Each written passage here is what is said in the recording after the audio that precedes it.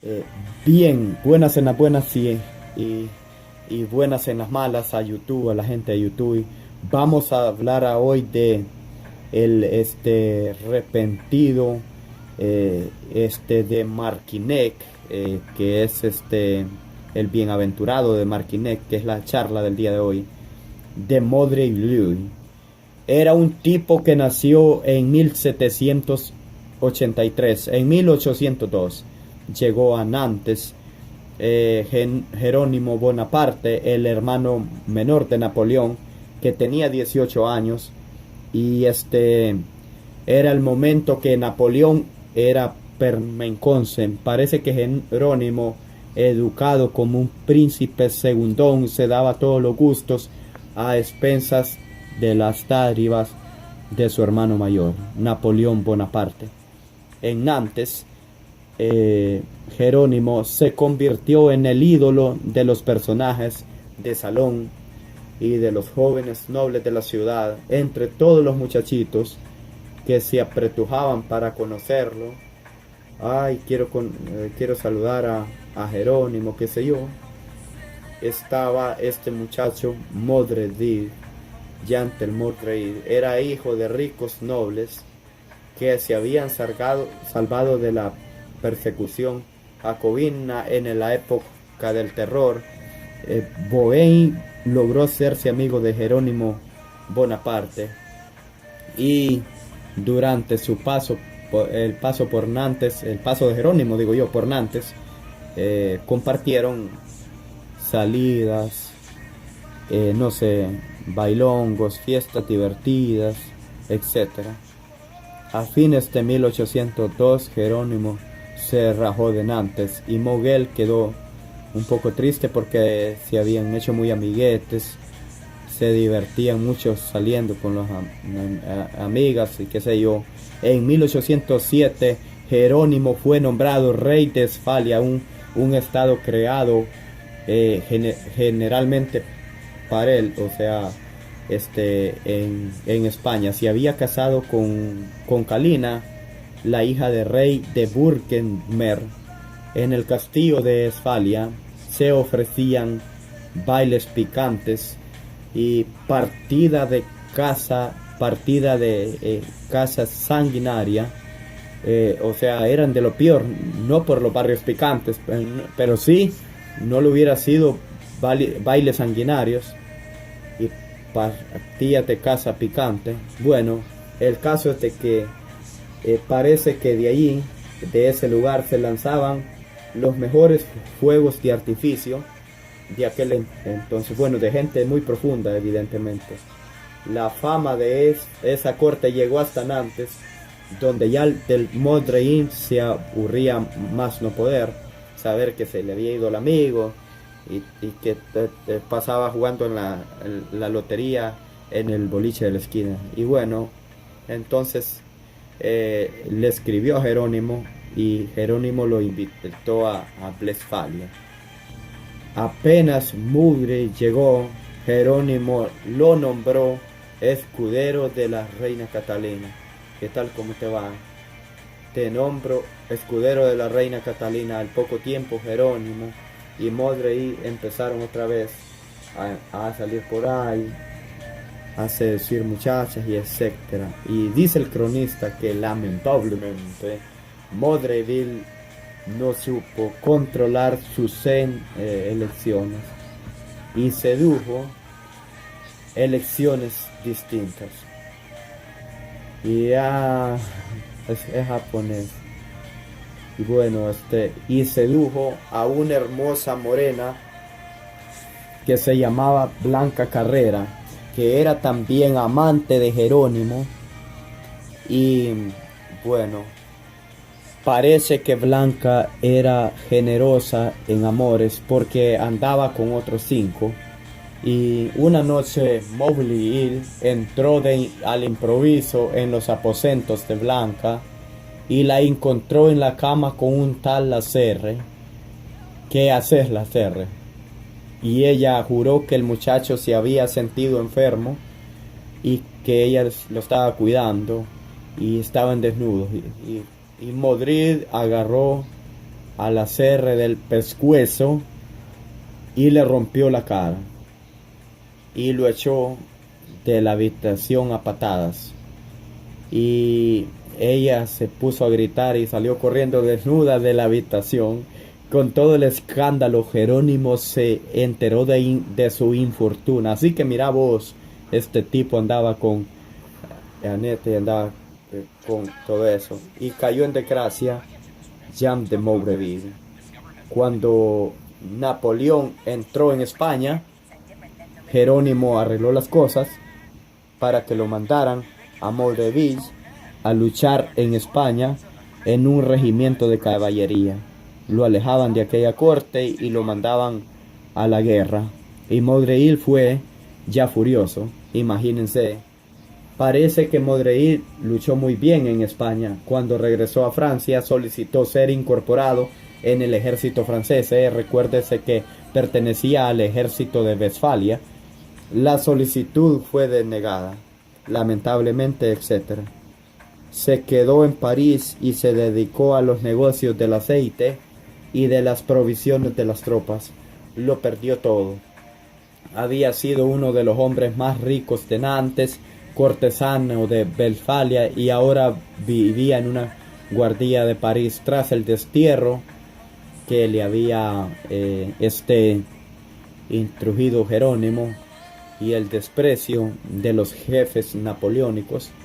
Jacques de Maubreville odió profundamente a la familia Bonaparte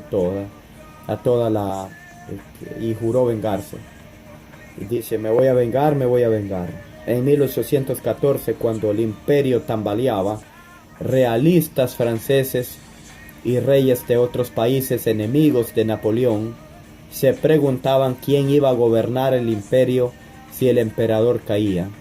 La idea de algunos, antes de pensar en la restauración borbónica, era matar a Napoleón para que ascendiera su hijo, el pequeño rey de Roma, que todavía vivía. De esa manera era un chico todavía, ¿no? El muchacho de quien hemos hablado. El hijo que tuvo Napoleón, de María Luisa. De este modo, una regencia de corte borbónico manejaría al chico y al gobierno. A la cabeza de esta idea estaba nada menos que Talleyrand, que quería ser el regente, y quería el tamborazo. Y bueno, en este contexto apareció otra vez Jacques de Maubreville. Cuando las tropas rusas se acercaban a Francia, Maubreville se mostraba como el más ardiente realista. Cuando decimos realista, señalamos partidarios del antiguo régimen, del anterior a la Revolución Francesa, o sea, de los Borbones. Había ido Maubreville con un pequeño grupo a la plaza Vendôme, un grupo de realistas, ¿no? Y había subido a la columna hasta la plataforma superior y había intentado quitar los tornillos de la estatua de Napoleón, pero no pudo. Y entonces ató cuerdas a la estatua y empezaron a tirar y no pasó nada. Luego ataron las cuerdas a las estatuas y a varios caballos. La estatua ahí firme y no pasaba nada. Durante esos intentos alguien vio aquel encendido Maubreville, y a la noche Maubreville recibió en su casa una carta de un tal Bouclan Maubreville que lo invitaba a ir a una reunión a la casa de Talleyrand. Los que lo convocaban sabían acerca de sus conductas en la plaza Vendôme y sabía que estaba arruinado y que estaba listo a todo. Entonces en la casa de Talleyrand, el Bull Raomin le propuso matar entonces a Napoleón. Me está gustando vos para matar a Napoleón. Y entonces el estado estaba con las tropas rusas y estaba custodiado por unas tropas rusas, y Napoleón estaba jorobado. Y bueno, y se le ofreció a Napoleón la cantidad de dinero que él propusiera por su trabajo. Aceptó encantado y empezó a realizar el asesinato junto con 12 hombres, pero sucedió algo. Napoleón abricó y abricó también el nombre de su hijo. Quiere decir que no había sucesión por sucesión alguna este por tanto por Francia ni por Italia, y no había habido alguna tan fácil como se pensaba, y bueno, y no era necesario el asesinato, así que Modreil quedó pedaleando en el aire porque tampoco le habían pagado todavía, y se preocupó porque ahí estaba con los dos el virus que tenía, bueno, y pero la editación de los Bonaparte hacía inútil cualquier atentado. Entonces le preguntó al Roch Lavely a ver qué hacía. Se le dijo implícitamente que se rajara y que un hombre tan fiel no podía dejar de ser recompensado, pero no por ellos. Y entonces, bueno, y a los pocos días entró en Francia Luis XVIII y empezaron a llover dádivas sobre los realistas que habían logrado ese triunfo y que habían sido despojados durante la revolución, etcétera. A Modreil, que le habían hablado de títulos y de fortunas, no le dieron un guita. Lo consideraban un potencial asesino absuelto, que ahora todos se lo querían sacar de encima. Y entonces Modreil empezó a reunirse con los realistas más antiguapartistas, que eran una especie de secta que querían sostener la beligerancia sobre el emperador Abilino. No se consideraba pedirle un puesto ni o que le concediera una misión, y el tratado firmado en Fontainebleau, cuando Napoleón garantizaba la seguridad de la familia Bonaparte y hasta se les asignó una pensión. De todos modos, por los caminos de Francia andaban las carrozas de los bonapartistas que huían a la frontera con los fondos que habían podido salvar. En la ruta de Lison marchaba un séquito de Berlina a descargado de guita. Allí iba Catalina de Wurtemberg, la esposa de Jerónimo Bonaparte. Se iba al exilio y una tropa de apariencia poco legal los paró. Documentos. Y le dijo el jefe de la tropa.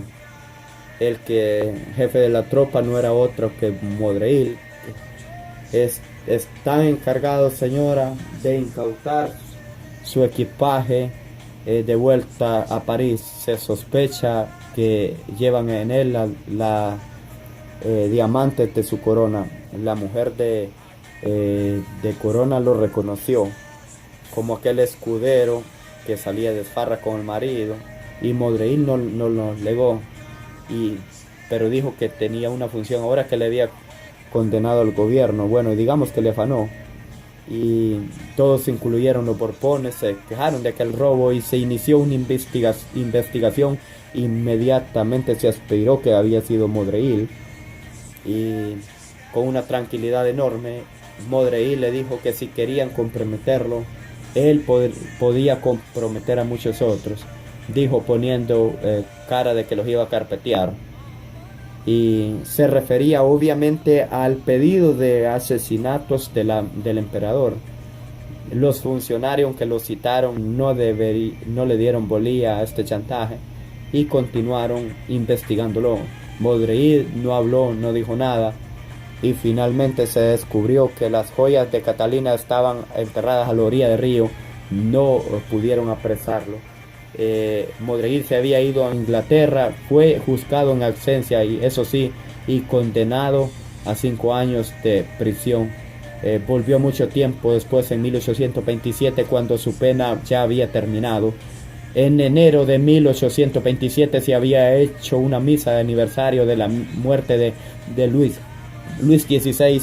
Ahí estaba Talleyrand, anciano y apoyado en un bastón, y en un momento se le acercó un hombre que era Mobilich, y sin decir palabras le dio a Talleyrand una piña, y al viejo Talleyrand una piña tan formidable que lo sentó. Lo arrestaron y, interrogado en la policía, sacó muy sereno una declaración muy escrita por anticipado, donde decía que había fajado a Talibán por tres grandes motivos: para vergar su honor y para dar enteramente a su atención y para averiguar a quién había matado a Napoleón. Talleyrand quiso odiar el escándalo, dijo que no sometería a su agresor a la justicia y por un tiempo todo quedó en el olvido. A los 82 años, el marqués Jacques de Moreuil se casó con una prostituta de 36. Ella se hizo marquesa y a los 3 meses lo abandonó. Y Moreuil murió en 1869, apenas unos meses después. Está enterrado en el cementerio de Père Lachaise. Esta es la historia de este hombre que evidentemente siempre tuvo mucha mala suerte. Mala suerte se llama eso, ¿verdad? Y bueno, fantástico y gracias, ¿verdad?, por la atención de todas las personas que nos han escuchado en esta programación, y nos estamos despidiendo ya de YouTube, así que arrivederci a la gente de YouTube. Hasta la próxima.